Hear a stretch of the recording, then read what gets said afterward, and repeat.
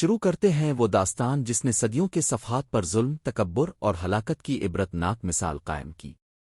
یہ کہانی ہے ایک ایسے انسان کی جو خدائی کا دعویٰ کر بیٹھا، جو اپنی طاقت، فوج، دولت اور سلطنت کے نشے میں اس حد تک بگڑ گیا کہ انسانوں کو اپنا غلام اور اپنی عبادت کا حقدار سمجھنے لگا۔ یہ کہانی ہے فرعون کی، جس کا نام تاریخ کے بدترین ظالموں میں ہمیشہ یاد رکھا جائے گا۔ فرعون مصر کا بادشاہ تھا، ایک ایسی سلطنت کا حاکم جسے دریائے نیل سیراب کرتا، جہاں سونے کے محلات، بلند و بالا مندر اور عظیم اہرام قائم تھے۔ وہ سرزمین جہاں مصری تہذیب نے سائنس، فن تعمیر اور نظم و نسق میں کمال حاصل کیا، مگر اسی زمین پر ظلم کی ایک ایسی سلطنت بھی قائم تھی جس میں غریبوں کو غلام بنا لیا جاتا، بچوں کو قتل کیا جاتا اور عورتوں کو لونڈیاں بنا کر رکھا جاتا۔ فرعون اپنی حکومت کو الہی طاقت سمجھتا تھا۔ وہ لوگوں کو یہ کہتا کہ وہی ان کا معبود ہے، وہی ان کا رازق ہے، اور اس کے سوا کوئی دوسرا حاکم طاقتور نہیں۔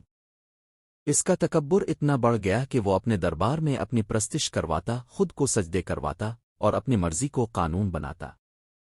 فرعون کا سب سے بڑا ظلم بنی اسرائیل پر تھا۔ یہ وہ قوم تھی جو پہلے مصر آئی، یہاں بس گئی اور ایک وقت میں ان کے نبی یوسف کے دور میں عزت اور ترقی حاصل کی، مگر وقت کے ساتھ ساتھ مصریوں نے انہیں حقیر سمجھنا شروع کر دیا۔ فرعون نے ان پر ٹیکس لگا دیے، ان سے جبری مشقت کروائی، ان کے گھروں کو تباہ کیا، ان کے مردوں کو قتل کروایا اور عورتوں کو زندہ رکھا تاکہ انہیں غلام بنایا جا سکے۔ فرعون نے ایک خواب دیکھا جس میں اس نے دیکھا کہ بنی اسرائیل میں ایک بچہ پیدا ہوگا جو اس کی حکومت کو تباہ کر دے گا۔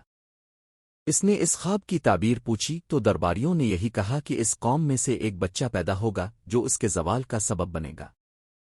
اس پر فرعون نے سخت حکم جاری کیا کہ بنی اسرائیل میں جو بھی لڑکا پیدا ہو اسے فوراً قتل کر دیا جائے۔ ہزاروں معصوم بچوں کا خون بہایا گیا، ماؤں کی گودیں اجاڑ دی گئیں اور شہر کا شہر دہشت کی فضا میں ڈوب گیا۔ مگر تقدیر کو کوئی روک نہیں سکتا۔ وہی بچہ جس سے فرعون ڈرتا تھا، اللہ نے اسی کے محل میں پروان چڑھایا۔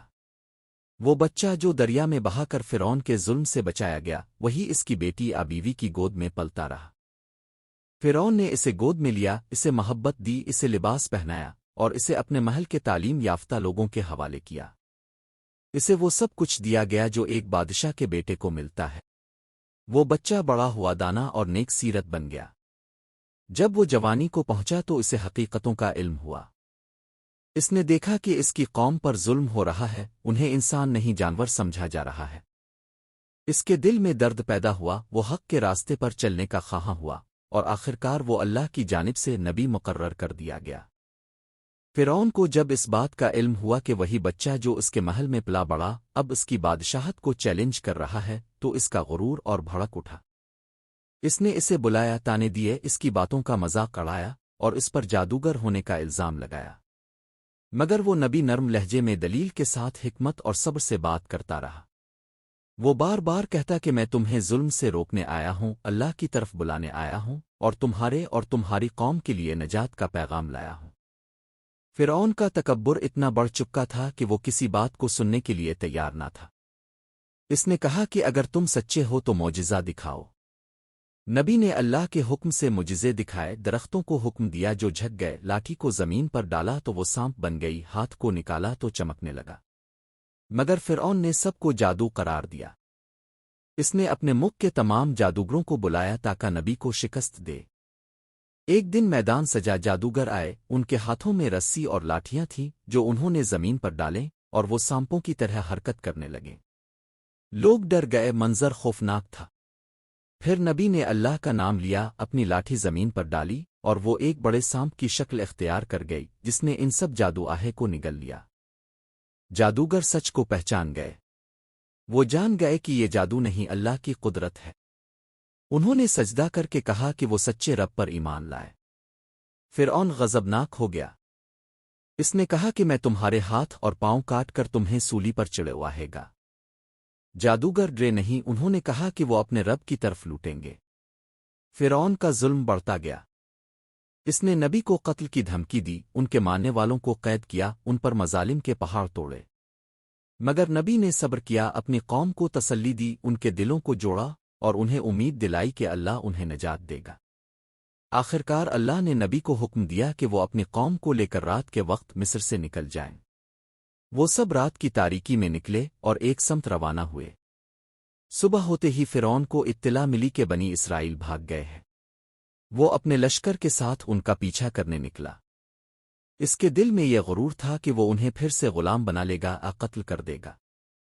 سفر میں بنی اسرائیل ایک ایسی جگہ پہنچے جہاں سامنے سمندر تھا اور پیچھے فرعون کا لشکر۔ قوم خوفزدہ ہو گئی، مگر نبی نے کہا کہ اللہ ہمارے ساتھ ہے، وہ راستہ نکالے گا۔ اللہ نے معجزہ دکھایا۔ سمندر کے پانی دو طرف ہٹ گئے، درمیان میں راستہ بن گیا۔ بنی اسرائیل اس راستے سے گزر گئے۔ فرعون نے دیکھا تو وہ بھی اپنے گھوڑوں کے ساتھ اس راستے میں داخل ہو گیا۔ مگر جب بنی اسرائیل پار ہو گئے تو سمندر کا پانی واپس آ گیا۔ فرعون اور اس کا سارا لشکر پانی میں غرق ہو گیا۔ وہ غرور، وہ تخت، وہ محل سب ختم ہو گیا۔ لوگوں نے دیکھا کہ کیسے ایک شخص جو خدائی کا دعویٰ کرتا تھا لمحوں میں پانی کے نیچے دفن ہو گیا۔ اس کی لاش سمندر کی موجوں میں بہتی رہی اور دنیا کو ایک عبرت کا پیغام مل گیا۔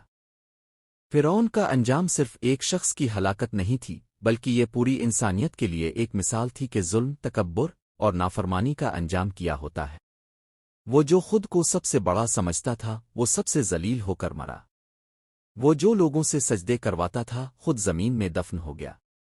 وقت گزر گیا، نسلیں بدل گئیں، مگر فرعون کا نام ہمیشہ ظلم اور تکبر کی علامت کے طور پر زندہ رہا۔ آج بھی جب کوئی ظالم شخص طاقت کے نشے میں آ کر خود کو سب کچھ سمجھنے لگتا ہے تو لوگ اسے فرعون سے تشبیہ دیتے ہیں۔